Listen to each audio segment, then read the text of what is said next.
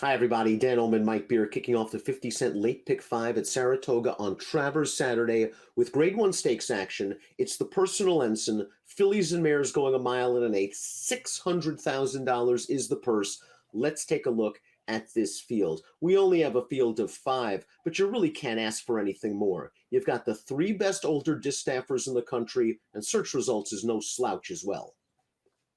Yeah, a good solid field of 5 here. You always wish you could get more horses, Dan, but I don't know how many more you needed in here. Only 5. They've combined, check my math here, 45 wins combined among these 5 fillies and mares, 11 grade 1s. Everybody that needs to be here is here. Nothing but quality in here, but pace could be key. The number 1 Latruska, as we take a look at the Timeform US pace projector, we know how she likes to run. It's up front. It's how she won the Personal Ensign last year. She's won 19 of 26. She's closing in on $3 million in earnings. Now, in her last race, the Ogden Phipps, she hooked up with search results on a very fast pace, and she tired very badly. I have a feeling this time around, breaking from the rail, she makes the lead, and I think search results will back off a little bit this time. Yeah, in some ways, we'll see how it plays out. I sort of agree with you. And if it does play out that way, obviously it gives Latruska a real big chance to rebound. I just wonder if search results, if they want to ride her that way again, Dan, because going this distance and hooking up with Latruska early, it's going to cost her in the end.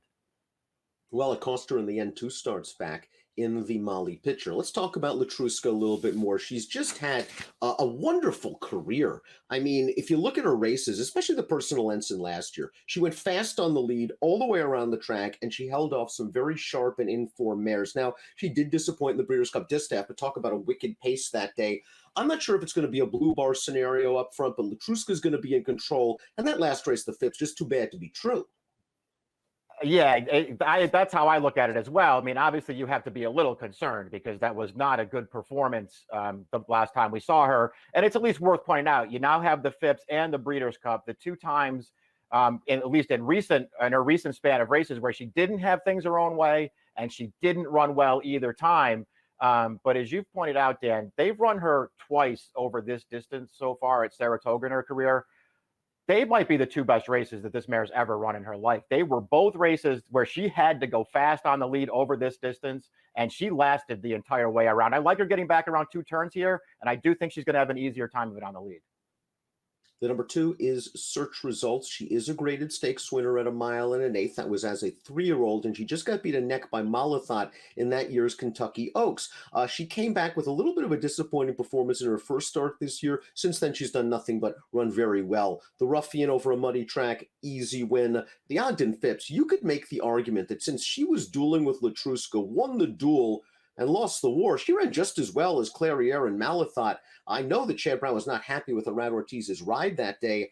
Flavian Pratt was on for this race, the Molly Pitcher. Chad Brown found a great spot for search results, dropped her in class, and this is visually the best I've seen her run. She didn't change leads in the Ogden Phipps. That's kind of been a thing for her at times. She did everything right against this overmatched group. Yeah, she did. I think, the distaff aside off the layoff, where for whatever reason she just totally bombed, I think it's fair to say that she's come back an improved horse as a 4-year-old. And now we'll see what she does here as they stretch her back out against the top of the division.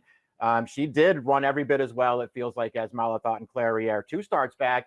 It's just sort of interesting, too, that now they're going to stretch her back out there because after her really good Kentucky Oaks last year, it was sort of interesting to see Chad cut her back and go shorter with her, like he didn't want to run her in longer races. Now he's going to give her the chance.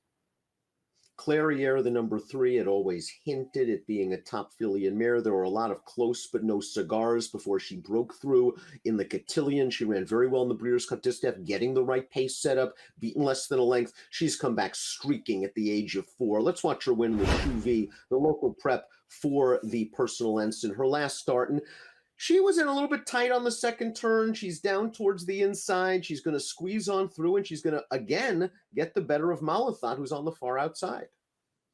Yeah, I mean, they've had a long rivalry, these two. Malathot held the advantage when they were 3-year-olds. Now it's Clairiere who clearly has the advantage, Dan. I mean, there's still not that much separating them, but certainly in this race that we're watching now, the Chuvie, Clairiere was just better. I get that Malathot was on the outside the entire way there, sort of a 3-wide trip, while Clairiere got to save some ground.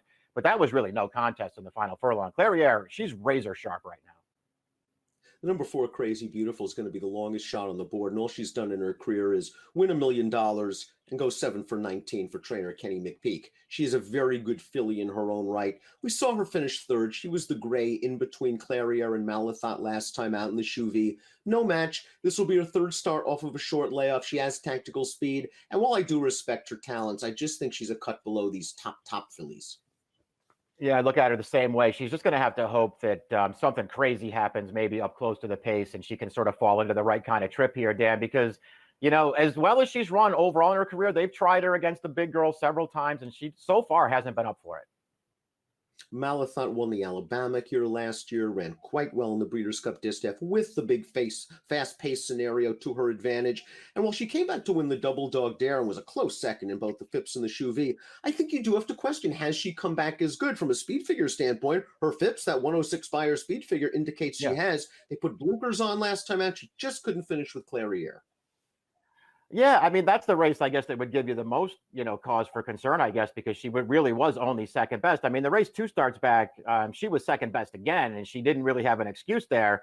But I mean, it was very close at the end of that race. I still think there's not that much separating her and Clariere, but certainly right now, I think you'd have to give Clariere the advantage.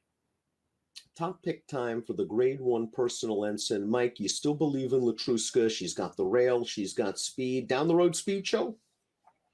Yeah, I mean, they just got to put her on the lead, let her go as fast as she wants to go up there, and see if she can rebound, because I think it's pretty clear based on her PPs, Dan, if she rebounds, she's going to be a handful in here.